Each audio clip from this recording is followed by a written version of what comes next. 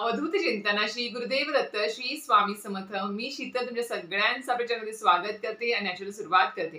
मंडळींनो, आजचा व्हिडिओ तर प्रत्येक सेवेकरांसाठी उपयुक्त माहिती घेऊन आलेला आहे. तो म्हणजेच काय, तर आपल्या मार्गामध्ये म्हणजे श्री स्वामी समर्थ यांच्या मार्गामध्ये आल्यानंतर, गुरुपद घेतल्यानंतर भरपूर सेवेकरी जी जशा प्रकारे नित्यसेवा करायला पाहिजे त्याप्रमाणे नित्यसेवा करत नाही. त्याच्यामध्ये सुद्धा काही ना काहीतरी काटकसर करत असतात. त्याच्यानंतर सुद्धा काही सेवेकरी अशी आहेत जी गुरुचरित्र ग्रंथाचं पारायण असेल, नवनाथ पारायण असेल किंवा इतर श्री स्वामी चित्तसानंदाचं संकल्पयुक्त पारायण असेल किंवा रोजची नित्यसेवा का असेना, ती चुकीच्या पद्धतीने करत आहे. तर मी त्या सर्वांना सांगू इच्छिते, जर नक्कीच तुम्ही सुद्धा चुकीच्या पद्धतीने स्वामीची नित्यसेवा, गुरुचरित्र ग्रंथाचं पारायण असेल, नवनाथ पारायण असेल किंवा इतर सेवा असतील, जर तुम्ही चुकीच्या पद्धतीने करत असाल तर नक्कीच त्याचे वाईट परिणाम, वाईट दोष तुम्हाला भोगावे लागू शकतात आणि नाही त्या परिणामांना तोंड द्यावं लागू शकतं. तर त्यासाठी आजचा व्हिडिओ पूर्ण बघा, शेवटपर्यंत बघा, जेणेकरून तुम्हाला संपूर्ण माहिती व्यवस्थित कळेल. चला सुरुवात करूया. तर मंडळींनो, आपण स्वामींच्या मार्गात येतो, स्वामींचं गुरुपद घेतो गुरुपौर्णिमेला आणि स्वामींच्या त्या दिवशी म्हणजे गुरुपद घेतल्यानंतर गुरुपौर्णिमेला आपण स्वामींना शब्द देतो की मी 365 दिवस म्हणजे येणाऱ्या पुढच्या गुरुपौर्णिमेपर्यंत मी मनोभावे श्रद्धेने खंड न पडता रोज स्वामी महाराज तुमची नित्य सेवा घरामध्ये करेल, पंचमहायज्ञ करेल, वेळोवेळी सणावारांचे जे काही सेवा असतील किंवा पारायण असेल किंवा घरामध्ये सणवार असतील, सोबतच आपले जे काही म्हणतात ना किंवा व्रतवैकल्य असेल, ते सर्व काही मी पूर्ण करेल असं आपण त्यावेळेस गुरुपौर्णिमेला गुरुपद घेताना तिथे शब्द देत असतो, हातामध्ये तीर्थ घेऊन, आणि त्यानंतर आपण ते गुरुपद आपण स्वीकारत असतो. तर तिथे जो शब्द दिलेला असतो तर आपण त्या शब्दाला जागलं पाहिजे. मी त्या सर्व सेवेकांना सांगू इच्छिते, आपण जेवढे मोठमोठी रांग गर्दी करून आपण गुरुपौर्णिमेला गुरुपद घेतो ना, घंटा 2-2 घंटे उभं राहून, तर ते गुरुपद घेणं एवढं साधं सोपं गोष्ट नाही आहे की आपण फक्त गुरुपौर्णिमा आहे सगळीकडे गुरुपद घेत आहेत असं आहे, मोठा खूप असा उत्साह आहे अशा ह्याच्यामध्ये, किंवा माझ्या मैत्रिणी गुरुपद घेतलं मी पण घेते, माझ्या ह्यांनी घेतलं म्हणून मी पण घेते, नातेवाईकांनी घेतलं म्हणून मी पण घेते, अशा पद्धतीने भरपूर सेवेकरी गुरुपद त्या दिवशी घेतात. घंटा 2-2 घंटे अक्षरशः रांगेत उभं राहून ते गुरुपद घेतात. त्या सगळ्यांना मी सांगू इच्छिते, ते गुरुपद घेताना तुम्ही एक शब्द दिलाय स्वामी महाराजांना, किंवा स्वामी महाराज मी तुमची सेवा, नित्य सेवा असेल, पारायण असेल, ते अखंडपणे न चुकता करेल आणि जसं आहे त्या पद्धतीने नियमांना पालन करून मी ते करेल असं तुम्ही शब्द दिला असतो. मग मला सांगा, त्या शब्दाला किती जण असे सेवेकरी आहेत जे जागले आहेत, जे खरंच मनापासून श्रद्धेने न चुकता रोज स्वामींची नित्यसेवा करतात. वेळोवेळी सप्ताहामध्ये पारायण असेल किंवा जेव्हा तुम्हाला इच्छा झाली, मन असा पवित्र सदा काळ वाचावे गुरुचित्र म्हणता, तुम्ही जेव्हा केव्हा गुरुचित्र ग्रंथाचं पारायण आतापर्यंत किती केलं आहे वर्षभरामध्ये, सणवारांची जे काही सेवा आहे त्या कशा पद्धतीने तुम्ही केल्या आहेत, एकदा तुम्ही स्वतःला पारखून बघा. तर या सगळ्या सांगण्यासाठी सांगू इच्छिते की आपले परमपूज्य गुरुमाऊलींचे जे गुरुपुत्र आहे आदरणीय दादासाहेब यांनी एका मार्गदर्शनामध्ये त्यांनी सांगितलेलं आहे की भरपूर सेवेकरी आहेत जी स्वामींची नित्य सेवा करायला पाहिजे तशी करत नाहीत. आता मी तुम्हाला सांगते नित्य सेवा म्हणजे काय.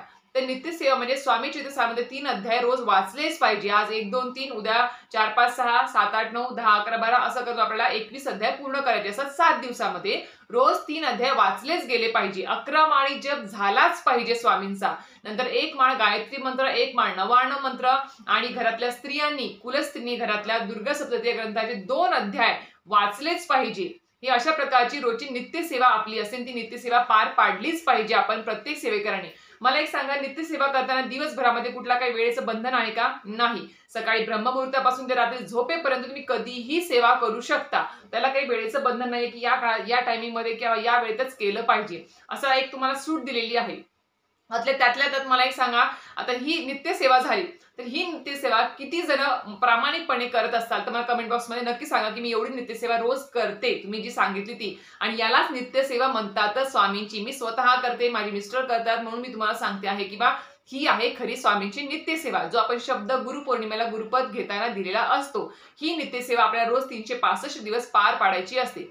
आता याच्यामध्ये काय करतात भरपूर सेवेकरी, काय करतात की वेळ नाही आहे किंवा मनाचेच नियम चालू करतात. काय करतात की बा स्वामीचे तर सारमदाचा 3 अध्यायाच्या ऐवजी 1च अध्याय वाचतात, कोणी 2च अध्याय वाचतं, कोणी काय करतं की बा म्हणजे कमी म्हणजे 3 अध्यायाच्या ऐवजी कमी अध्याय वाचायला सुरुवात करतात. 1च अध्याय वाचेल म्हणजे रोज 1 अध्याय वाचायला सुरुवात करतात, किंवा 1च माळ जप करतात, 11 माळी जप करत नाही, कोणी 1च माळ करतो, कोणी 3 माळी करतो, कोणी 5 माळी करते, कोणी 6 माळी करतं. मनाने कारभार चालू आहे.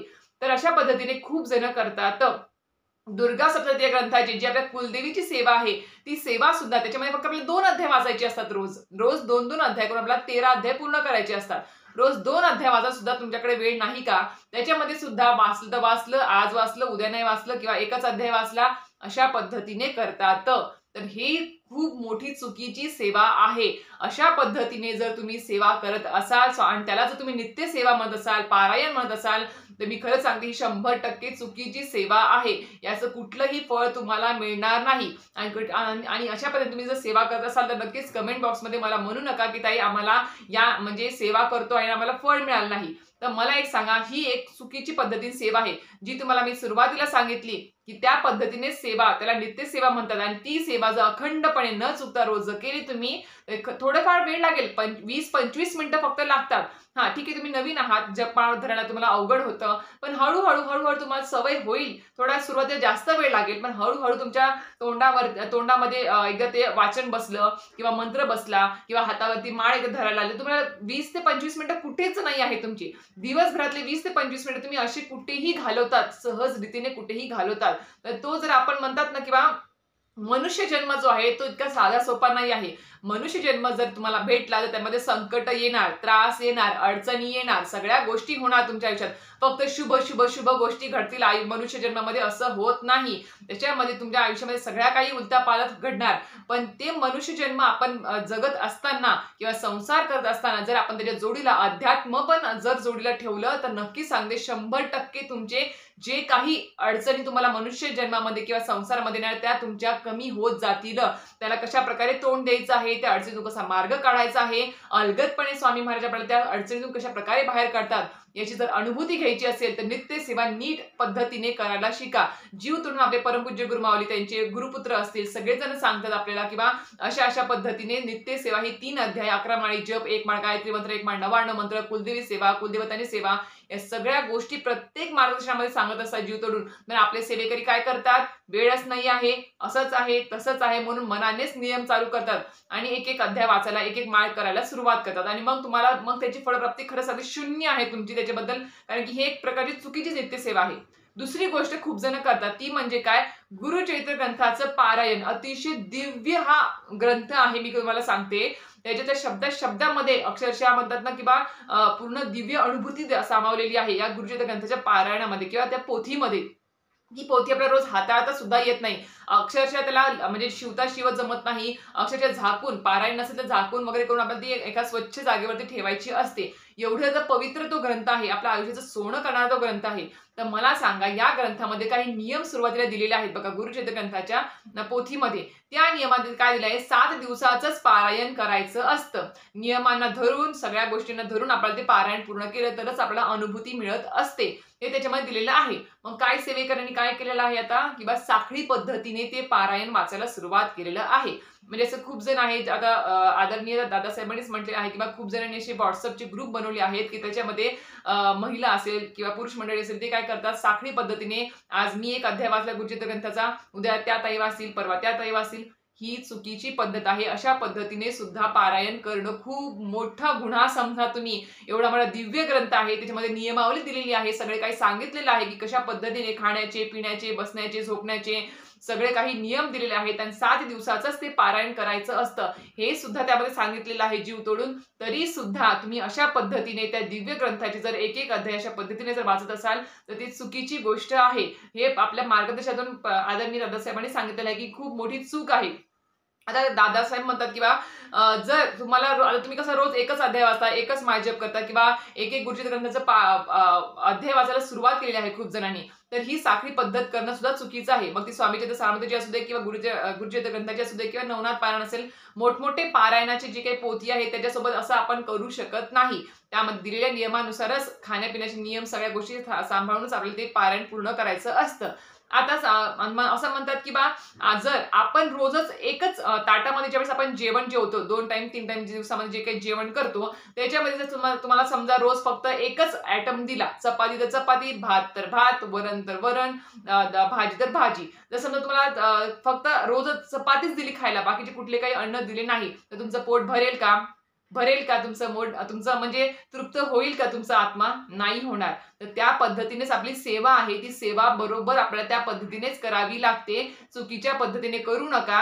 जर आपण कसं जेवण करताना पुरं ताट भरून घेतो, चपाती, भाजी, वरण, भात, लोणचं वगैरे सगळं काही तोंडी लावायला असतं, सगळं काही असतं. तर त्या पद्धतीनेच आपलं सेवा सुद्धा आपल्याला पूर्ण पद्धतीनेच करावी लागते. जेवण करताना आपण अर्धा-अर्धा घंटा, 1-1 घंटा बसून जेवण करतो. त्यामध्ये कंटाळा येतो का? नाही ना. मग सेवा सुद्धा आपली तशीच आहे. सेवा सुद्धा मन लावून श्रद्धेने जर केली तरच ती आपल्याला अंगीकारते. आपल्याला ती म्हणजे ती आपल्याला म्हणजे त्याची फळप्राप्ती होत असते. जर तुम्ही करायची म्हणून जर करत असाल, त्याच्यामध्ये पण शॉर्टकट मारत असाल, तर तुम्हाला कुठल्याही त्या सेवेचं फळ मिळणार नाही. आणि तुम्ही जे स्वामींना गुरुपौर्णिमेला गुरुपद दिलेलं आहे, शब्द दिला आहे, त्याला सुद्धा तुम्ही जागलेले नाही आहात, एवढं सुद्धा लक्षात ठेवा. मग स्वामींना तुम्ही कितीही हाका मारा, कितीही काही करा, तुमचं स्वामी महाराज कधीही ऐकणार नाही आणि तुमची कुठलीही इच्छा पूर्ण करणार नाही. स्वामी महाराजांना काय हवं आहे? फक्त तुम्ही मनोभावे श्रद्धेने त्यांची नित्य सेवा असेल, पारायण असेल, जे नियमांना धरून आहे त्या पद्धतीनेच करायला हवं. त्या पद्धतीनेच ते वाचा आणि ते सगळ्या काही गोष्टी करा. तरच स्वामी महाराज प्रसन्न होतील आणि तुम्हाला आशीर्वाद देतील. त्यांना कुठलेही तुमच्याकडून 5-5 किलोची फळं, मिठाई किंवा दागदागिने नको आहे, काही नको आहे. फक्त मनापासून श्रद्धेने त्यांना हाक मारा आणि जी काही नियमावली आहे त्या त्या नियमांना धरून अटी ज्या काही आहेत त्यांना धरूनच तुम्ही त्या सेवा पूर्ण करा, पारायण पूर्ण करा. चुकीच्या पद्धतीने करू नका. हात जोडून विनंती आहे. म्हणून तुम्हाला सांगते आहे. कारण की आयुष्यामध्ये जर काही चांगलं आपल्या आयुष्यात घडावंसं वाटत असेल, आपल्या इच्छा पूर्ण व्हाव्या वाटत असेल, तर थोडंफार झिजावंच लागतं. प्रत्येकाला झिजावं लागतं. मी खरंच सांगते तुम्हाला.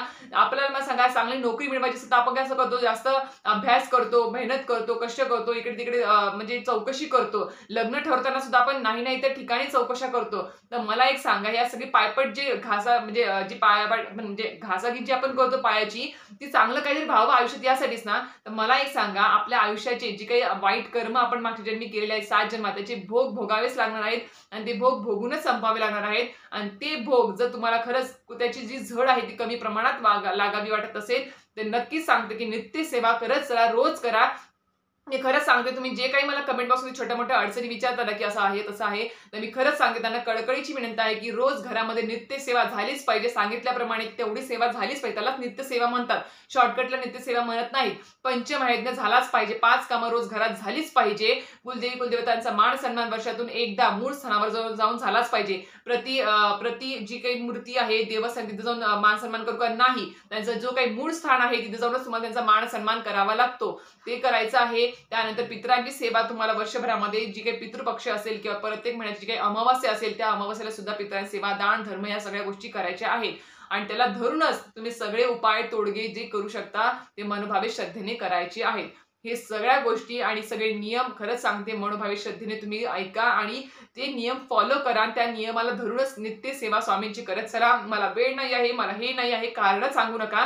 कारण सांगायला गेलं तर भरपूर कारणं निघतील आणि जर वेळ काढायचं म्हणलं तर आपण कसंही वेळ काढू शकतो. तर मी म्हणून सांगते की तुम्हाला नियमाला धरूनच स्वामींची सेवा, नित्य सेवा असेल, पारायण असेल, सगळ्या गोष्टी असेल, नियमांना धरूनच करा. मार्गदर्शन वेळोवेळी ऐकत चला. त्याच्यातून तुम्हाला योग्य ती माहिती मिळू शकेल. तर अशा प्रकारे तुम्हाला आजचा व्हिडिओ माहिती आवडली असेल तर नक्कीच व्हिडिओ लाईक आणि सबस्क्राईब करायला विसरू नका. श्री स्वामी समर्थ.